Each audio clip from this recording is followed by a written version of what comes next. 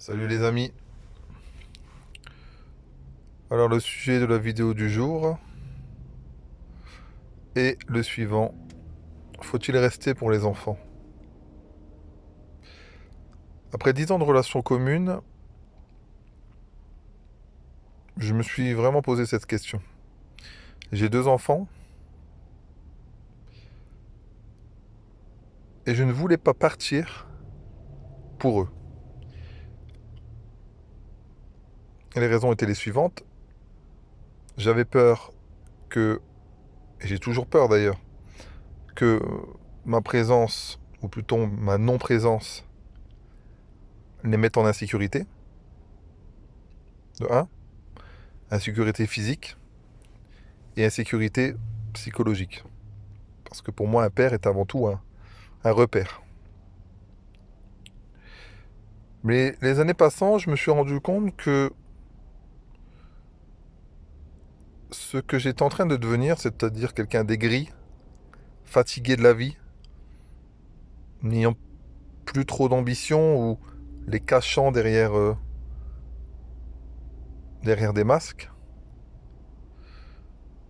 toujours énervé, stressé, je me rendais compte un peu de l'image que je renvoyais à mes enfants. Et j'ai trouvé ça plutôt catastrophique. Comment voulez-vous que des enfants vous voient comme un repère, comme quelqu'un qui compte pour eux, quelqu'un qui pourrait prendre modèle sur eux pour plus tard, quand ils ont en face d'eux un père aigri, criard, qui n'a pas envie de passer du temps avec ses enfants parce qu'il est toujours sur les nerfs. La première chose, c'est que ça va les rendre tristes, et la deuxième chose, c'est que si ça déteint sur eux, ils vont avoir une sacrée vie de merde. Donc je me suis dit, écoute,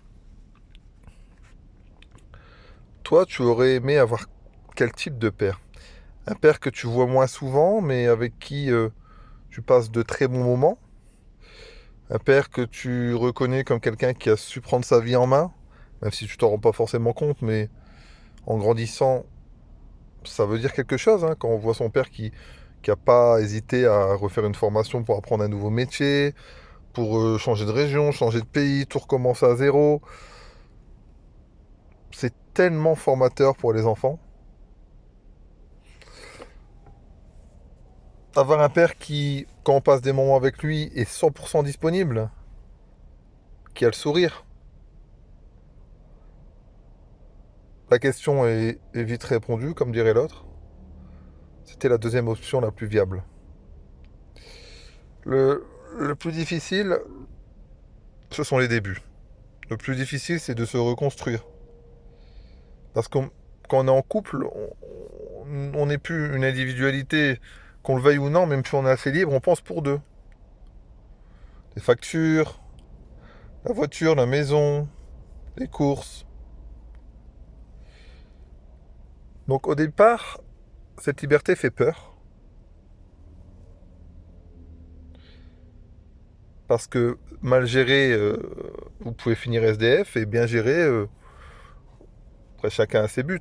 Vous pouvez finir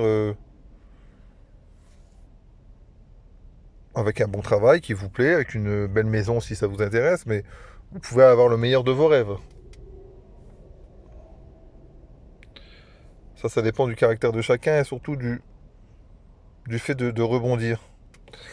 Je ne pense pas qu'il faille rebondir tout de suite.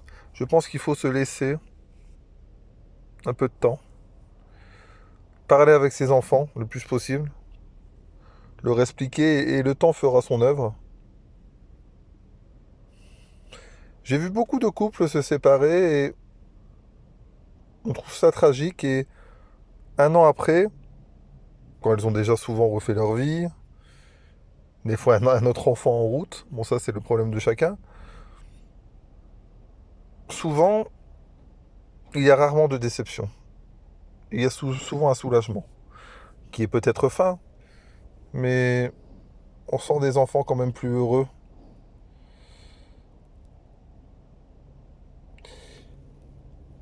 Voilà, un peu ma pensée, un peu ma façon de voir les choses, qui m'a pris plusieurs années parce que on est pris dans l'engrenage et nos peurs nous dictent un peu notre façon de penser, notre façon de voir le monde, mais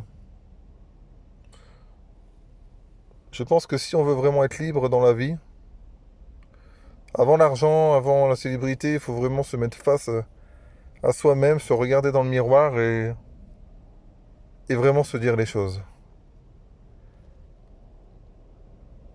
Je me suis beaucoup menti à moi-même. Si je ne m'étais pas menti à moi-même, ma relation aurait duré 2 fois moins. Donc ne vous mentez pas à vous-même. Si ça ne va pas, ça ne va pas. On peut tenter de réparer. Plus le temps passe, plus les réparations sont dures. C'est comme une maison, hein. Quand vous mettez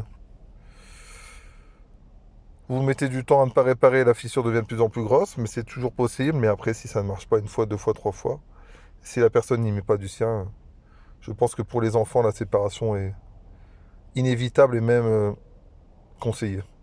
C'est ma façon de voir les choses. Je vous dis à bientôt les amis.